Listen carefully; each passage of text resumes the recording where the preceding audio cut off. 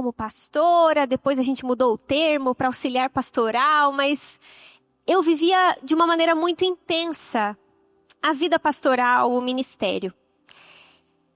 Como solteira, eu já vivi essa realidade e a minha vida era muito intensa sempre. Eu lembro de várias vezes que eu estava deitada, dormindo, meu celular tocava. Quando eu tinha celular, gente, meu celular tocava e eu tinha que ir no hospital, orar por alguma menina que não estava bem. Era sempre muito envolvida com o serviço. Depois eu casei e continuou a nossa vida pastoral, meu marido pastor, e nós servindo intensamente. No primeiro ano do nosso casamento, eu lembro da nossa rotina, cuidávamos de um culto sexta-noite em Joinville, sábado à tarde nós cuidávamos de um culto com os adolescentes, sábado à noite um outro culto e 5, 6 da manhã no domingo nós íamos para Florianópolis, onde nós plantávamos uma igreja, a gente tinha reunião com os líderes e daí tinha o culto, mas não tinha um lugar para fazer o culto, então a gente alugava um espaço do cinema e tinha que arrumar todas as coisas para aquilo lá que era um cinema virar uma igreja. E saía, almoçava com as pessoas e à tarde a gente tinha um GP, a gente chamava de GP, e aí a gente depois ia na casa de alguém que precisava visitar, voltava tarde da noite, e eu lembro muito bem que o meu marido, como até hoje dorme quando está com sono, mesmo na direção. O olho dele faz assim, ó. Então eu viajava olhando para ele, e quando eu via que o olho ia fechar, eu gritava, ah! Para acordá-lo. E essa era a nossa rotina muito intensa, a nossa casa sempre cheia de visitas e pessoas. Vem a pandemia, mas você acha que eu parei na pandemia? Não. Na pandemia eram muitas chamadas online, eram muitas conversas, tudo pelo meu falecido celular. E era uma vida muito intensa e glória a Deus por isso, eu não me arrependo de nada. Nasceu minha filhinha tem 3 anos e ela entrou nessa rotina. Eu tentava sempre tomar muito cuidado para que ela fizesse as sonecas no horário certo, para que ela se alimentasse bem, para não sacrificá-la, mas ela vivia muito rodeada dessa mesma rotina. E até que, gente, há pouco tempo atrás, nós tomamos uma decisão, por uma série de motivos que não vai dar para eu explicar, de se afastar por um período do ministério pastoral e nos dedicarmos às nossas profissões. Eu sou psicólogo, meu marido é jornalista. Corta para nós agora. Daí, enfim, gente, só mais uma parte que faltou. A gente vivia essa rotina muito intensa em Joinville, Floripa. De repente nós fomos enviados para Belo Horizonte. Lembram disso? Quem estava no retiro, a gente já estava morando em Belo Horizonte, né? Estávamos em Belo Horizonte, servindo incansavelmente também, plantando uma igreja lá. Eu lembro que em abril a gente ia ter férias. E a gente estava super cansado. A gente tinha recém passado pelo retiro de jovens, retiro de adolescentes. A gente ia tirar férias. Mas em abril que a gente ia tirar férias, a gente foi enviado. E a gente foi com a força que não tinha. Vivemos algo muito intenso e maravilhoso lá. Deus fez grandes coisas, mas corta para agora. Estamos morando em Floripa. Não somos mais pastores. Estamos caminhando para nos tornar membros de uma igreja maravilhosa que nós encontramos em Floripa. Mas agora eu sou um membro comum. Eu saio do culto e não tem um monte de gente ao meu redor perguntando onde que a gente vai comer. O meu único compromisso, por enquanto, porque ainda a gente não começou a servir, se envolver, é o culto. Gente, que estranho. Que vazio. Então, o que eu vou ministrar para vocês agora, gente, é muito recente no meu coração. É quase que um ensaio de algumas coisas que o Senhor tem me ministrado nesse tempo muito, muito, muito novo da minha vida, que eu ainda estou digerindo, tentando entender. Mas acho que já é suficiente para compartilhar algumas coisas com vocês. Geralmente a gente estava conversando, né? As pessoas vivem um longo tempo nas suas carreiras e aí vão para o ministério. A gente é ao contrário. E eu vou te dizer que tem lições desse lado da história também. Abre a sua Bíblia lá em Lucas, capítulo 10. Do verso 38 ao 42. Lucas 10, 38 ao 42. Jesus e seus discípulos seguiram viagem e chegaram a um povoado onde uma mulher chamada Marta os recebeu em sua casa. Sua irmã, Maria, sentou-se aos pés de Jesus e ouvia o que ele ensinava. Marta, porém, estava ocupada com seus muitos afazeres. Foi a Jesus e disse: Senhor, não o incomoda que minha irmã fique aí sentada enquanto eu faço todo o trabalho? Diga-lhe que venha me ajudar. Mas o Senhor respondeu: Marta, Marta, você se preocupa e se inquieta com todos esses detalhes. Apenas uma coisa é necessária. Quanto a Maria, ela fez a escolha certa e ninguém tomará isso dela. Baixe a sua cabeça, feche os seus olhos, por gentileza. Faz a sua oração.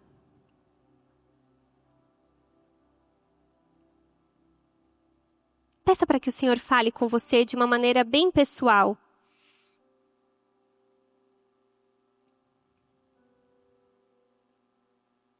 Senhor, fale ao nosso coração nessa noite. Usa a minha vida com graça e sabedoria e ministra de maneira muito certeira o coração de cada irmã aqui, para a tua honra e glória, em nome de Jesus. Amém. Quantas conhecem essa história?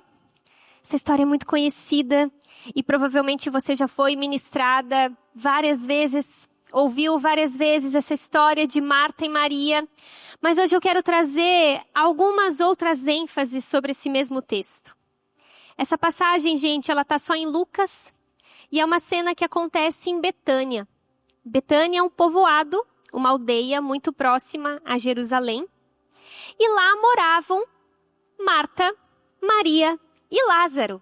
Eles eram irmãos, muito provavelmente Marta era mais velha, porque a palavra diz que receberam em sua casa, então muito provavelmente ela era responsável ali de tudo.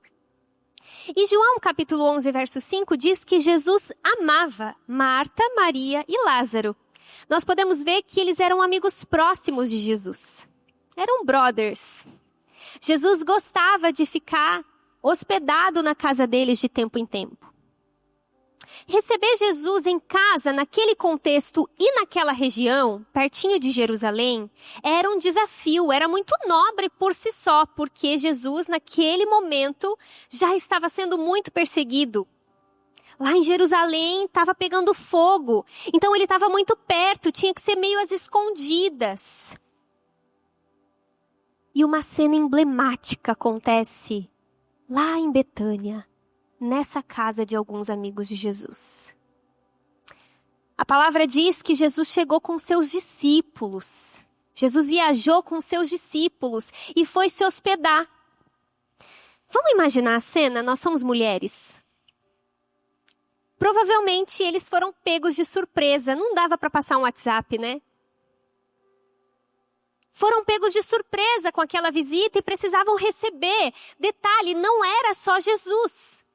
Eram mais, pelo menos 12 homens fortes, fedidos porque vieram viajando, caminhando e precisavam, sei lá, de algum tipo de higienização. Precisavam comer, mortos de fome. Meu Deus, a Marta logo se agiliza. Gente, eu quando vou receber gente em casa, eu fico bem doida. É muita coisa que você tem que fazer quando você vai receber, às vezes, um casal na sua casa. Imagina a Marta, pega de surpresa, recebendo todo aquele povo. Gente, troca lixo, lava a louça, pilha de roupa que tinha para guardar, aquela enorme, tem que esconder, tem que dar um jeito, dá uma enganada no banheiro, bota um cheirinho, prepara comida para esse povo todo. É muita demanda. Quem aí recebe gente em casa e fica meio louca? Ainda mais quando é de surpresa. Ai, não vai me visitar de surpresa. Me avisa. Pode ser 15 minutos antes.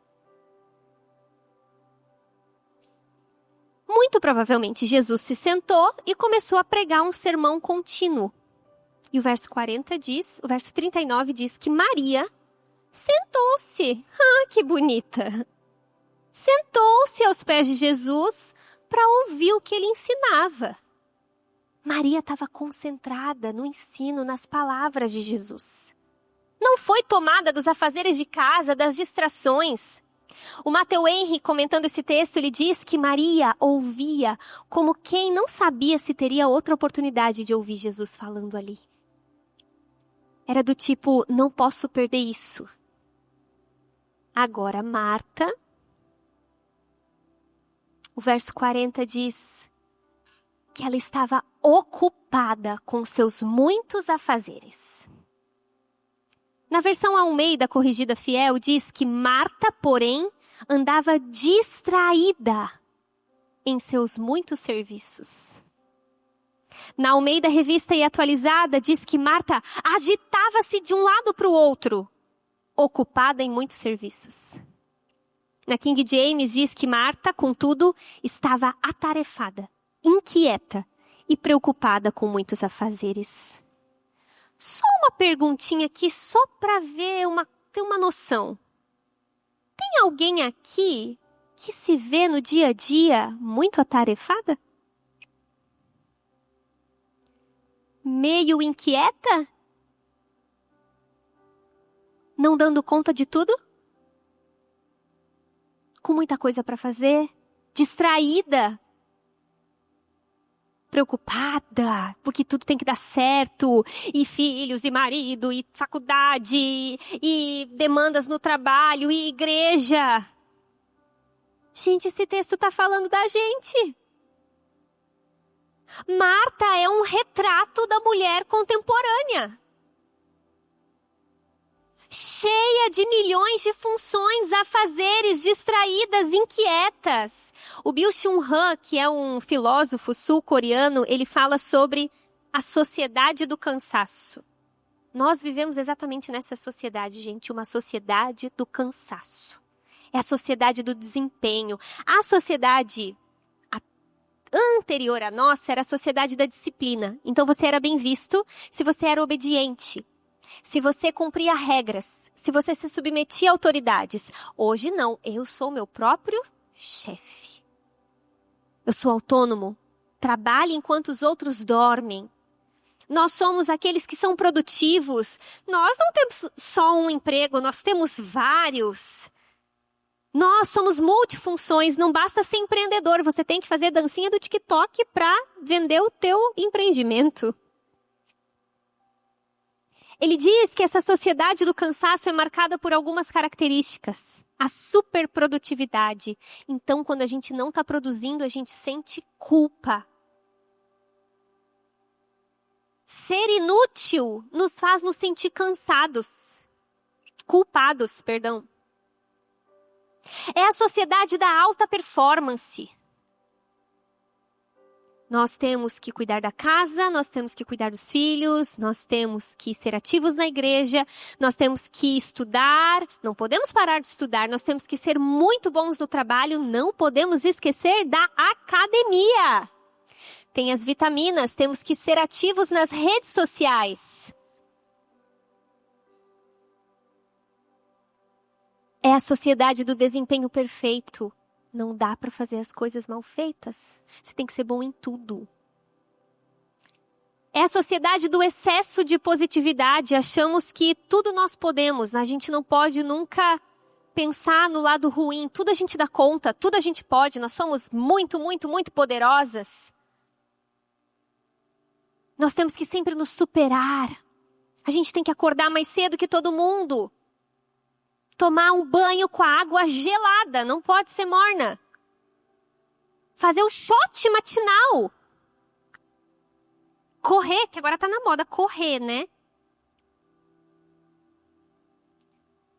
É a sociedade da fragmentação da atenção. O indivíduo é valorizado por ser multitarefas.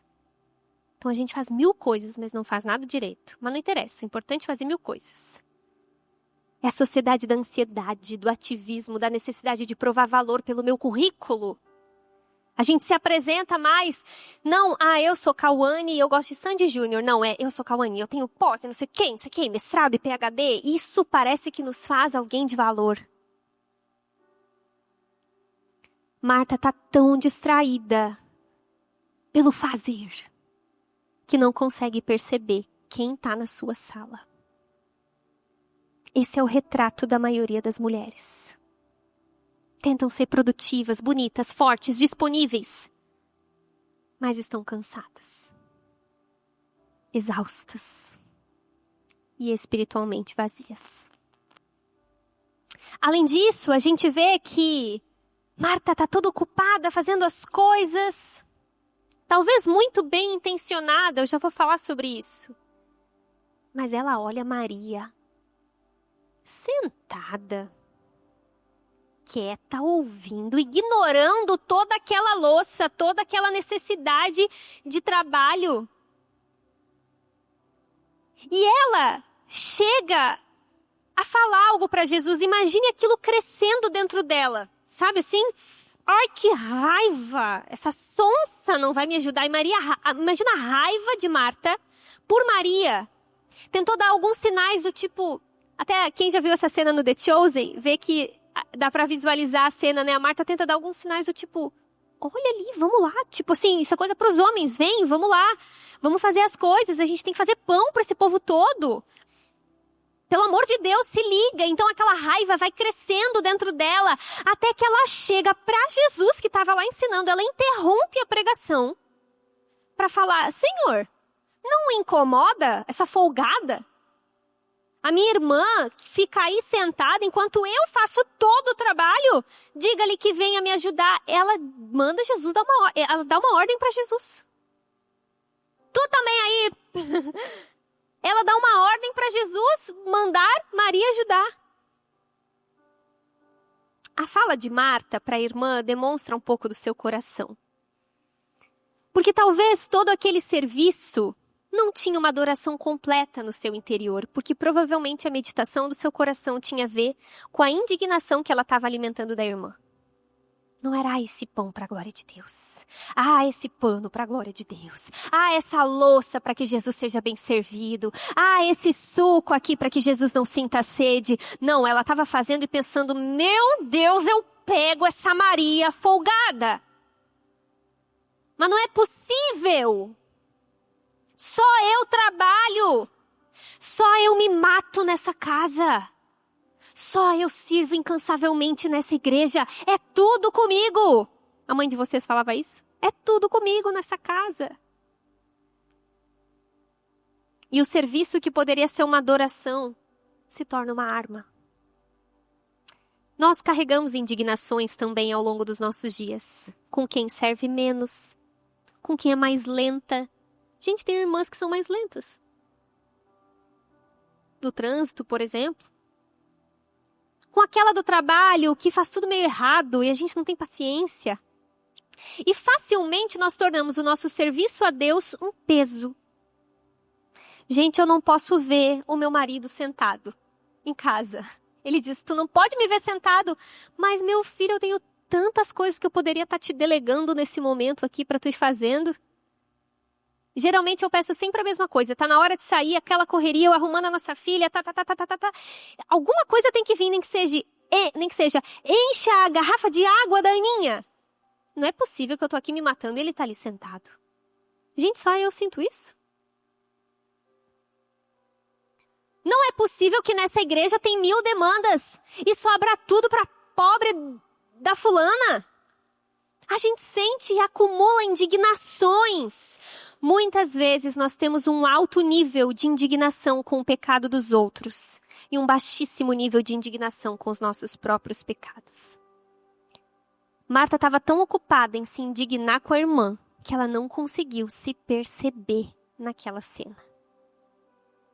E aí vem a correção do Senhor, no verso 41. O Senhor respondeu: Marta, Marta. É um tom afetuoso, né? Como quem diz, minha amiga, minha irmã, olha aqui para mim. Você se preocupa e se inquieta com todos esses detalhes, mas apenas uma coisa é necessária. Quanto a Maria, ela fez a escolha certa e ninguém tomará isso dela. Jesus fez uma repreensão muito amorosa, mas pegou na ferida, porque ela achou que estava arrasando. É possível que ele tenha feito essa correção diante de todos os discípulos. A gente não tem certeza disso, mas a maioria dos comentaristas bíblicos acreditam que aquilo foi público diante dos discípulos. Talvez porque esse é um ponto de atenção que não é somente para Marta, né? Pedro também se distraía com as suas tentativas de justiça própria. Judas também se distraiu mais para frente com o dinheiro. Na verdade, a repreensão de Jesus para Marta foi um cuidado. Porque nós já vimos, ele a amava. Marta achou que Jesus repreenderia Maria, mas Jesus repreendeu Marta. Olha aqui, isso nos mostra que muitas vezes o nosso senso de importância e valor é distorcido diante do senso de importância e valor de Jesus. Às vezes o que nós consideramos tão importante, às vezes para ele é só um detalhe. E aquilo que nós ignoramos, para ele é o que mais importa. Às vezes nós analisamos algumas cenas achando que a vontade de Deus está nisso. Mas a vontade de Deus não estava nisso. Você está entendendo? Ela achou que aquilo que mais honraria Jesus era aquela correria. Ela realmente achou. Mas Jesus, naquele momento, valorizava outra coisa. Veja, o problema não é servir. Às vezes, Marta e Maria são apresentadas de modo contrastante, né? Como se cada cristão tivesse que fazer uma escolha. Ou eu adoro como Maria, ou eu trabalho como Marta. Gente, tem como não trabalhar? Não existe.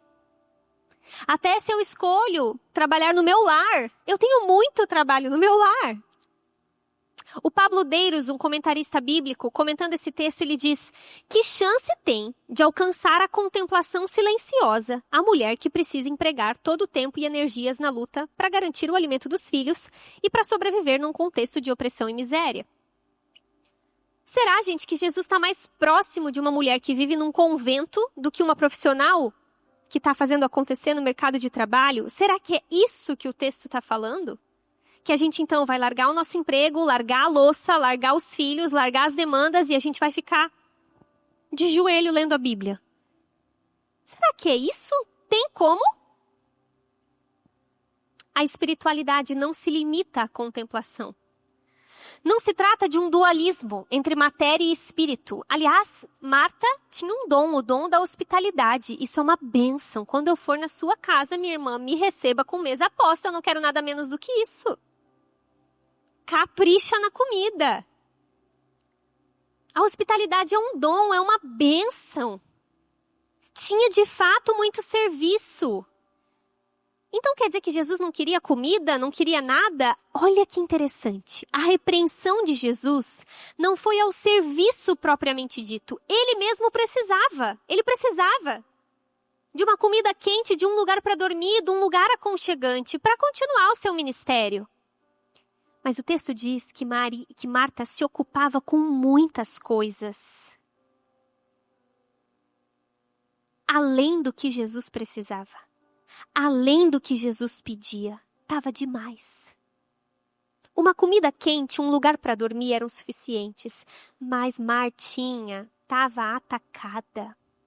E corre para lá e volta de lá e inquieta e tá aí, é isso, e vai e volta e... Ficou tão preocupada com o ministério que se esqueceu de pôr do porquê do ministério. A pessoa de Cristo. Ela estava inquieta demais. E aqui eu não queria que você entendesse que a gente deve reduzir a nossa vida a só sentar e ler a Bíblia. Mas o que eu me sinto impelida a dizer é que nós precisamos ser, mesmo nas tarefas diárias, mesmo no trabalho, mesmo na nossa vida profissional, mesmo nos nossos estudos, menos distraídas, menos inquietas, menos agoniadas, menos ansiosas, menos agitadas, como Marta. Nós precisamos nos aquietar. Marta era agilizada, proativa, trabalhadora, mas o problema não era isso. Isso aqui não é um convite à preguiça. O cerne do problema era a prioridade do que aquele momento pedia. Então Jesus não desqualifica Marta. mas esclarece que tem algo muito maior. Você imagina que Marta até pegou algumas falas de Jesus meio cortadas, né? Porque talvez ela ia para a cozinha, arrumava uma coisa, voltava, entregava um pão aqui, ouvia uma parte do sermão, ia, voltava, ela ouviu umas coisas meio picadas e fragmentadas. Parece a gente lendo a Bíblia, olhando o celular, né? Um pouco lê, um pouco notificação, um pouco lê, um pouco se distrai. Parece a gente no culto. Um pouco adora, um pouco posta, um pouco adora, um pouco confere. Pega tudo picado. Muitas de nós, gente, estamos exatamente assim, pela metade. Fragmentadas. Pela metade no casamento, pela metade na igreja, pela metade na leitura da Bíblia, pela metade no trabalho, tudo meio picado. Porque muitas vezes o que rouba a nossa devoção a Deus, a nossa paz e até a nossa saúde são os excessos. O problema não foi o serviço de Marta. Foi o excesso de serviço. Às vezes o que nos pega são os excessos. Excessos de preocupações. Excessos de cobranças. Às vezes a gente está se cobrando de coisas que nem Deus nos cobrou. Tem a ver com o que a gente quer mostrar, o que a gente quer aparecer. Excessos de exigências, excessos de distrações, gente. Nós vivemos numa era digital. A gente se distrai todo o tempo, toda hora. A gente não consegue fazer uma coisa até o fim sem conferir o celular. Eu sou assim. Excessos de afazeres religiosos. Marta estava servindo a Deus, mas estava distraída de Deus. Às vezes nós estamos postando sobre Deus, mas distraídos de Deus. Falando sobre Deus, mas desconectados de Deus. Ela estava fazendo para Jesus, mas ela estava longe do centro da vontade de Jesus para ela. O trabalho de Marta era bom, mas naquele momento ela precisava estar aos pés, desfrutando da palavra e da presença de Cristo naquela sala. Uma mulher sábia, gente, discerne os tempos. Tem hora que é para contemplar. Tem hora que é para trabalhar. Tem hora que é para agir, tem hora que é para esperar. Esses dias eu estava sentada na sala de jantar da nossa casa, a gente estava jantando, eu, meu marido e minha filha. E eu rapidamente já fui recolher a louça depois que a gente comeu e já ia lavar a louça porque eu estava olhando o horário e eu sou bem agoniada com o horário para minha filha dormir, porque quem é mãe sabe, né? Passou daquele horário, a criança se transforma, né? Então eu já queria botar para dormir e tal e tal. E eu fui recolher o prato e eu fiquei contemplando aquela cena. Gente, eu já fui uma pessoa que achou que nunca ia casar. Eu terminei um noivado 20 e poucos dias antes do casamento. Sofri muito nessa área. E eu tava com meu marido, lindão, jantando comigo num dia comum. Eu quase perdi a minha filha. Num episódio quando ela tinha 8 meses, eu vi ela apagar e perder os sinais. E ela ali fazendo bagunça. Eu ia recolher, sabe? Mas eu parei. E contemplei aquela cena.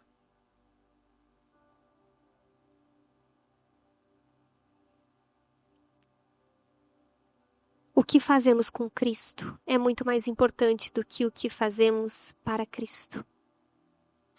Nós vivemos num mundo de aparência, de like, de trabalho, de fazer, de acontecer, mas o Senhor nos convida a muito mais se aquietar do que se agitar.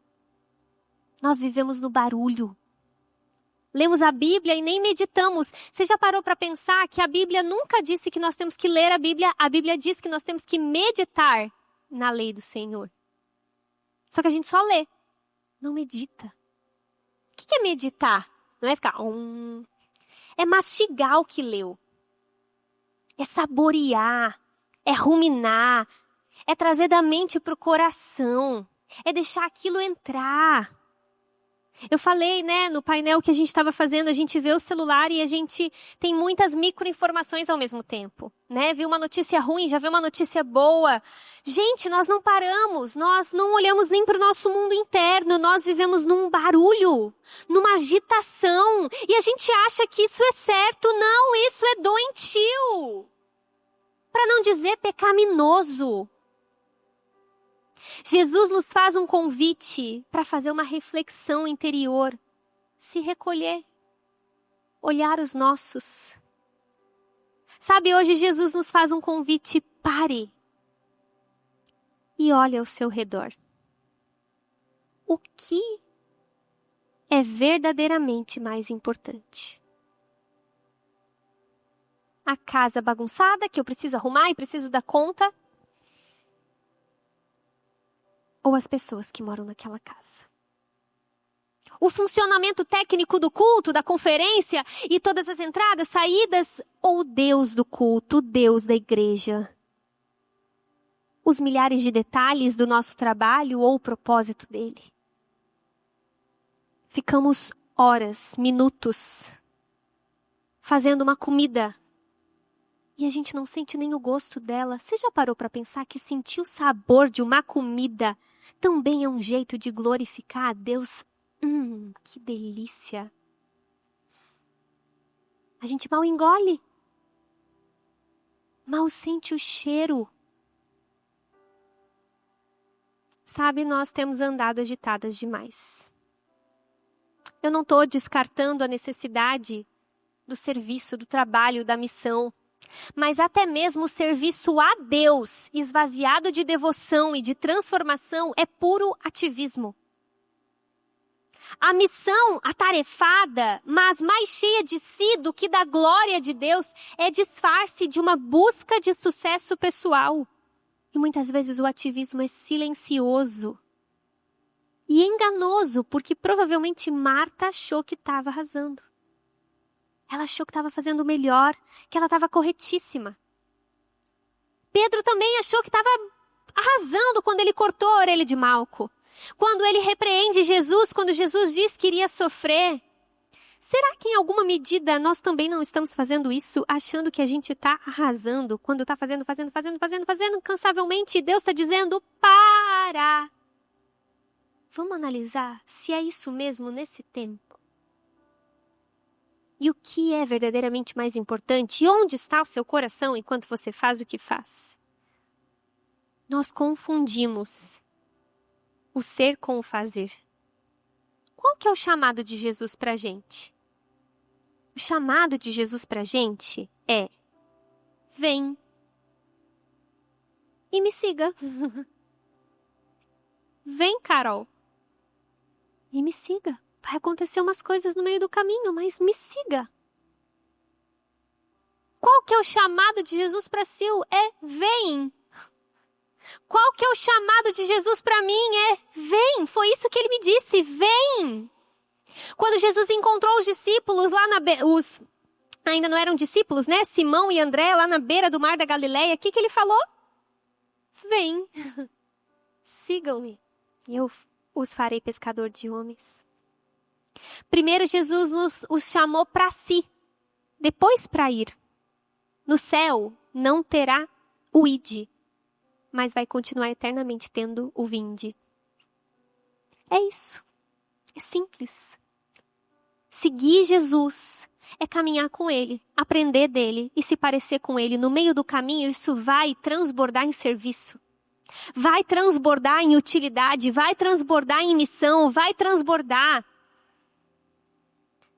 Às vezes a gente fica esperando que algo muito surreal aconteça, mas já aconteceu. Jesus nos chamou para ser do time dele, para andar com ele. Só que para a gente é muito difícil ser só mais um. A gente quer se destacar, quer ver coisas mirabolantes acontecendo. Queremos ser especiais e originais, só que o chamado cristão é ser só mais um imitando a Cristo. Ainda que o Senhor reconheça o nosso valor pessoal e as nossas particularidades, no fim das contas, a gente é mais um em torno de um rei majestoso que é o centro. E às vezes é difícil ser só mais um. não ser super produtiva, agilizada, arrumadora de pães, de casas, super profissional, um destaque. Mas só mais uma sentada aos pés do mestre. Nós vivemos essa sociedade que valoriza a produção, o resultado, a aparência, a fama, o poder. Jesus valoriza outro tipo de coisa. Jesus valoriza a sua glória, acima da glória dos homens. Jesus valoriza a sua presença, a sua palavra. Jesus valoriza, gente, as pessoas. E será que nós temos valorizado as pessoas? Porque às vezes é justamente por viver tão inquietas e atacadas e agoniadas que a gente não presta atenção nas pessoas. Você vai na manicure, você tem tanta coisa para resolver, mensagem para responder, coisa para fazer, que você não olha no olho dela e pergunta: você tá bem? O ativismo rouba o nosso coração missional, porque a gente tem tanta coisa para fazer, na igreja, no trabalho, na faculdade, que a gente já não repara nas pessoas extra igreja, extra trabalho. O ativismo rouba a nossa família. 1 Timóteo 5,8 diz: se alguém não cuida de seus parentes, e especialmente dos de sua própria família, negou a fé e é pior que um descrente. E eu me arrependo disso. Porque, como eu falei para vocês, eu não vim de uma família cristã. E quando me converti, eu vivi uma vida tão intensa que eu viajava muito pouco lá para onde os meus pais moram, no Rio Grande do Sul. Até que eu perdi o meu irmão. E eu percebi que as pessoas partem mesmo, né? Que o tempo com elas passa. E que às vezes a gente está ocupada com coisas tão menores do que pessoas. Jesus valoriza corações quebrantados acima do perfeccionismo. Jesus valoriza a simplicidade. Jesus valoriza a vida, a natureza. A gente nem olha mais para ela. Eclesiastes 11 diz, olha que interessante esse texto: se você chegar à velhice, desfrute cada dia de sua vida. Olha aqui, gente, palavra de Deus. Se você chegar à velhice, desfrute cada dia de sua vida. Lembre-se, porém, que haverá muitos dias sombrios. Nada do que está por vir faz sentido. Jovem, quem é jovem aí? Ô, gente, vamos lá, né? Até uns 35, pelo menos, sei lá. Quem se considera jovem, além da pastora que já falou aqui? Jovem, alegre-se em sua juventude, aproveite cada momento. Faça tudo o que desejar, não perca nada. Lembre-se, porém, que Deus lhe pedirá contas de tudo o que fizer. Não se preocupe com coisa alguma e mantenha o corpo saudável. Lembre-se, porém, que a juventude e a vida inteira diante de você não fazem sentido. Sabia que a fé cristã nos permite aproveitar a vida? A fé cristã nos permite fazer um bom lanchinho, daqueles que a gente gosta. A fé cristã nos permite dar risada, se divertir, virar uma noite, fazer pausas. A gente não faz mais pausas, né? Parece que está perdendo tempo. Carson, um grande comentarista bíblico, ele fala: às vezes a coisa mais piedosa a se fazer é dormir uma bela noite de sono reparadora. Não orar a noite toda, dormir a noite toda. Sabia que existe uma teologia chamada teologia do sono, que fala sobre o fato de que Deus nos criou com a capacidade de dormir e Ele quer que a gente durma? Porque é um lembrete de que nós não governamos o mundo. É um lembrete de que nós somos finitas, limitadas. E que enquanto a gente deita na nossa caminha, Ele está governando e administrando todas as coisas. Dormir é um lembrete de que nós somos impotentes e precisamos descansar.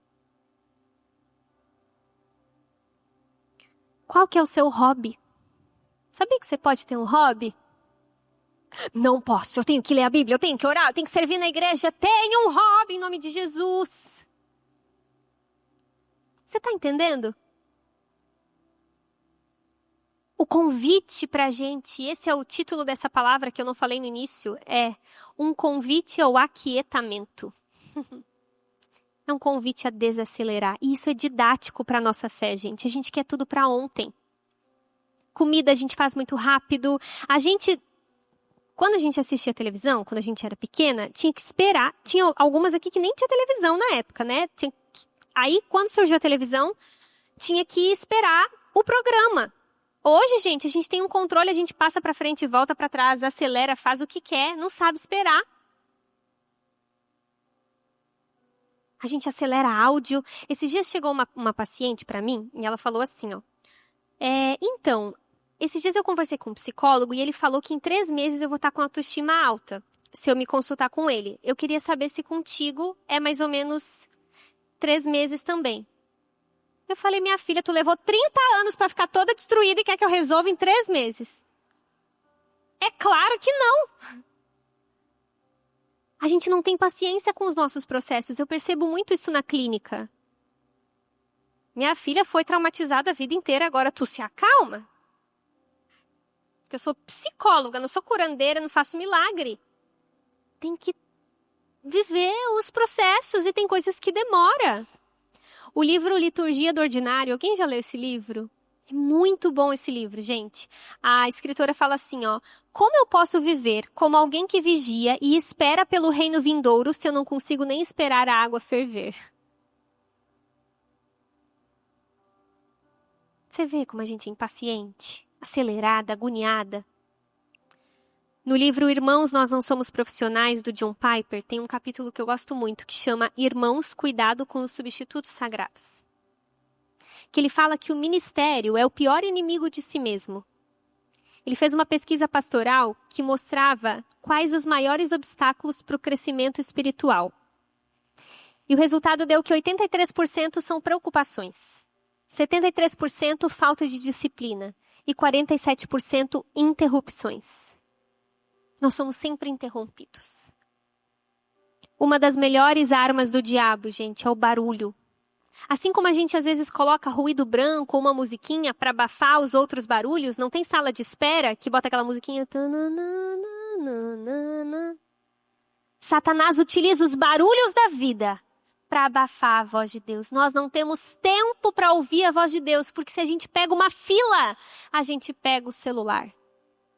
Se a gente vai lavar uma louça, a gente ouve um podcast, não tem mais silêncio na nossa vida. Não tem mais intervalo.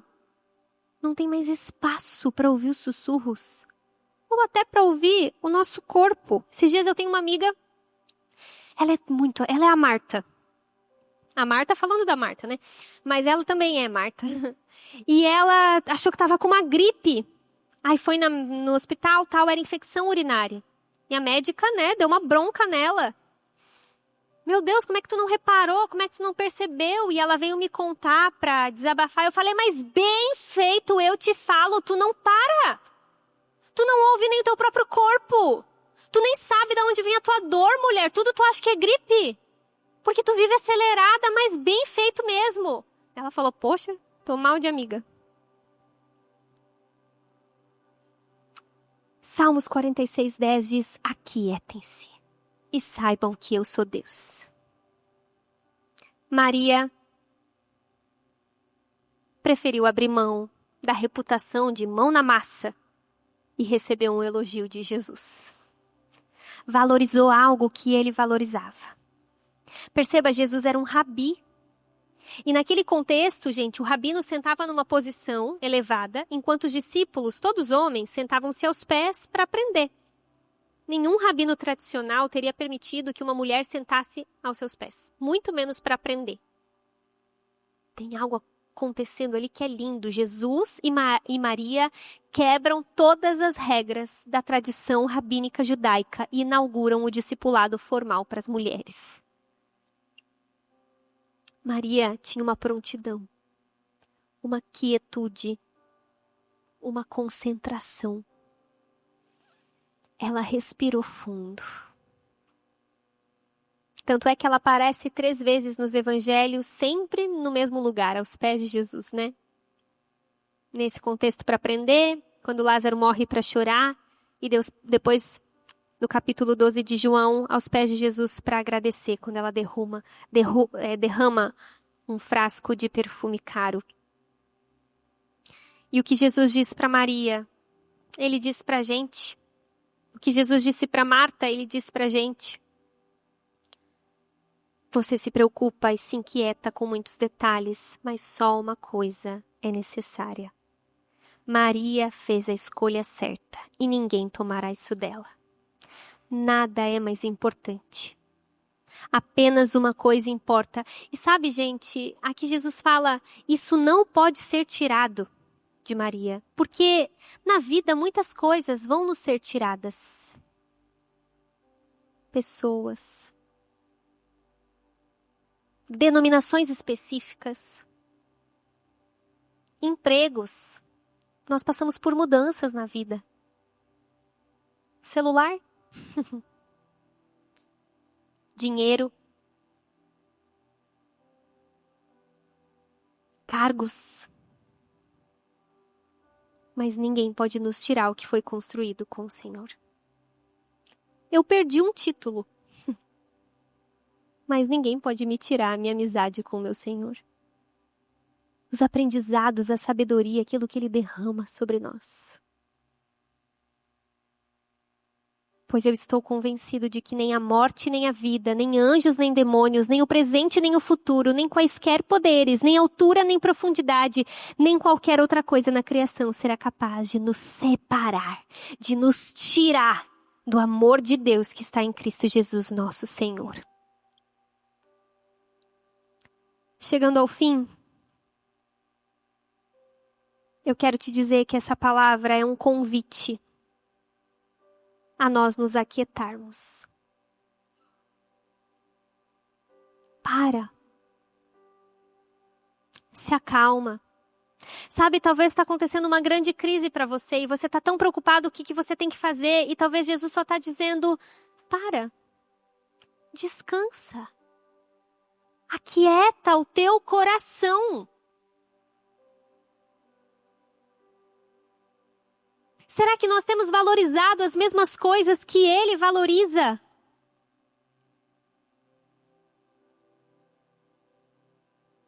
E Ele nos diz, para nós que estamos distraídas, atarefadas, inquietas, venham a mim, vocês que estão sobrecarregadas, cansadas, e eu lhe darei descanso. Sabe, às vezes a gente vem para uma conferência de mulheres pensando, lá vão me falar o que eu tenho que fazer. E de fato, talvez você ouviu coisas que você precisa fazer. Ler a Bíblia, orar, pregar o Evangelho, obedecer, amar as pessoas. Mas talvez você só vai conseguir fazer isso se antes você ficar quietinha. Se antes você se aquietar. Se antes você perceber o Senhor. Eu encerro dizendo que há esperança para as Martas. Lá em João capítulo 11 a gente vê aquela cena onde Lázaro morre. Jesus vem. Marta corre em direção aos pés de Jesus. E ela fala, se você tivesse vindo antes, meu irmão não teria morrido. E aí eles têm uma conversa, Jesus fala que iria ressuscitar o seu irmão. E Marta diz, eu creio que o Senhor é o Cristo, o Filho de Deus, aquele que veio ao mundo da parte de Deus. Demorou, mas a bichinha entendeu. Entendeu que visita era aquela. Depois em João capítulo 12, também mostra que Marta servia, preparou mais uma vez a casa para Jesus. Mas aí sem indignações, sem murmurações. O que eu quero te dizer nessa noite, minha irmã? Não é para você se trancar num mosteiro e só ler a Bíblia e orar e não fazer nada. Mas é mesmo fazendo, acalma o teu coração. Perceba o que é mais importante. Perceba as prioridades. O que Jesus valoriza nessa situação? Essa palavra é um convite a nós irmos contra a cultura desse mundo, que é de produção, de valores mostrados, de aparência, de like, de poder, de fama, de dinheiro, de produtividade, de alto desempenho. E a cultura do reino de Deus é uma cultura de descanso, de aquietamento, de respirar. Vamos respirar? Se acalma, mulher, se acalma, Martas. Jesus está na sala. E Ele nos basta. Posso orar por você? Fique em pé no seu lugar.